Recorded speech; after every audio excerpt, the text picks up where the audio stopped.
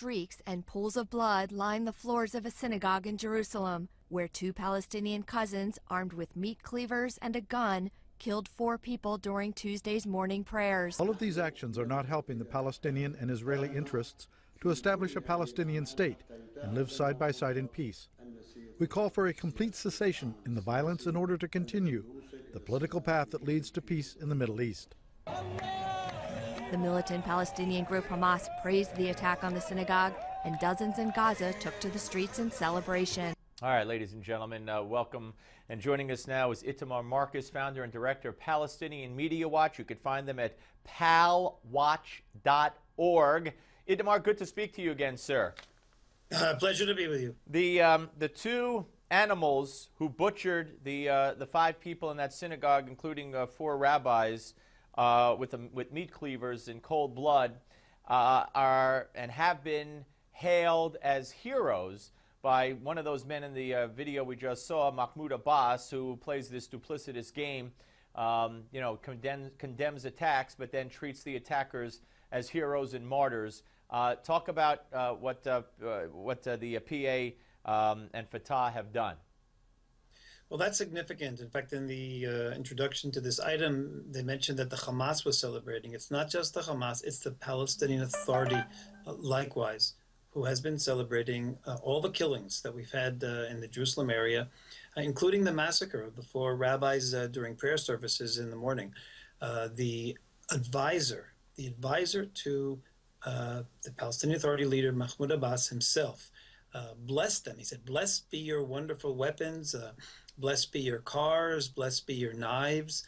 This is the advisor to Mahmoud Abbas. He put this on his Facebook page. The day before, he had put the pictures of the bodies of the murdered people. And that's what we're showing right now. Yeah, right now we're showing the 2 murderers at their burial site, I guess, where they're also being treated as heroes and martyrs.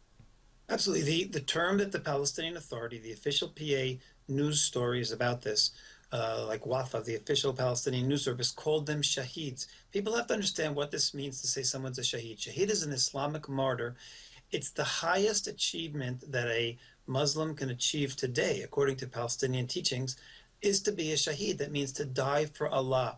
So these people who murdered 4 people, or 5 people really, in cold blood, are being presented as people who fulfilled an Islamic role. They did something that God is happy about. Murdering Jews, is said by the Palestinian Authority, is something that makes God happy.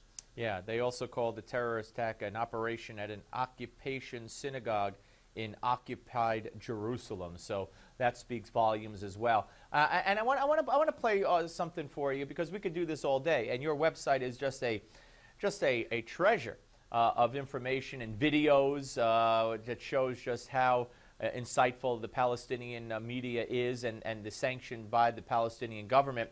Here's a video of a song that was making the rounds. I forget if this is the one on how to stab a Jew and kill him, or this was the one on how the song that was sweeping the area on how to run over a Jew in a terrorist attack and kill him. Let's play that right now and see which one it is.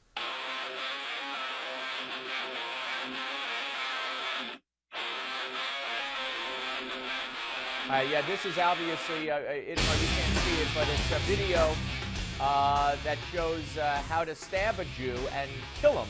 Not just stab, but they show what to do exactly with the knife, where to do the stabbing, and it's that kind of garbage that permeates the Palestinian media, the Palestinian culture, and that's why it's incumbent upon us and you and unfortunately our administration, who doesn't, to speak out and expose these people for what they are.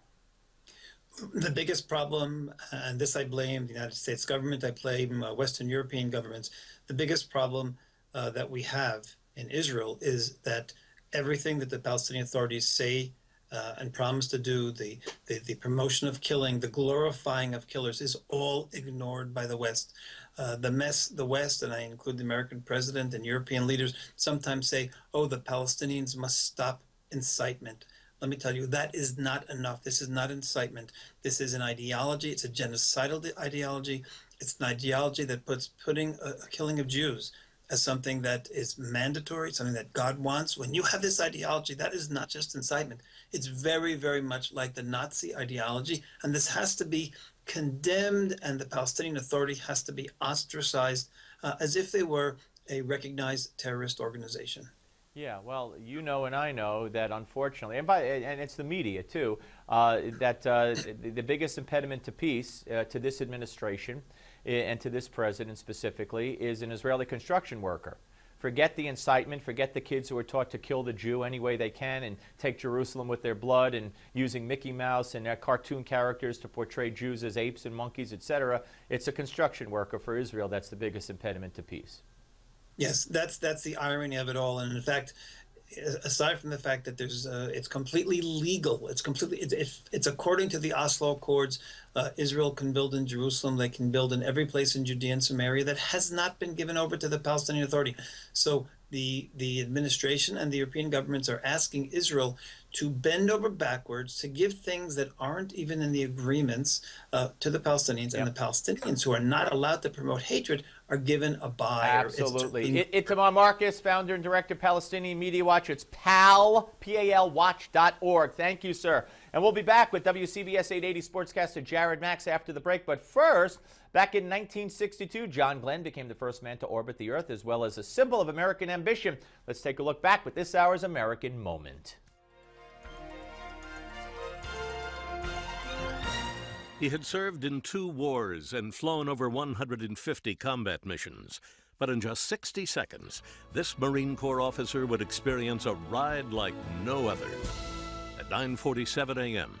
on the 20th of February, 1962, Lieutenant Colonel John Glenn, Jr. of New Concord, Ohio, found himself sitting on top of an Atlas 6 rocket filled with 600,000 pounds of fuel.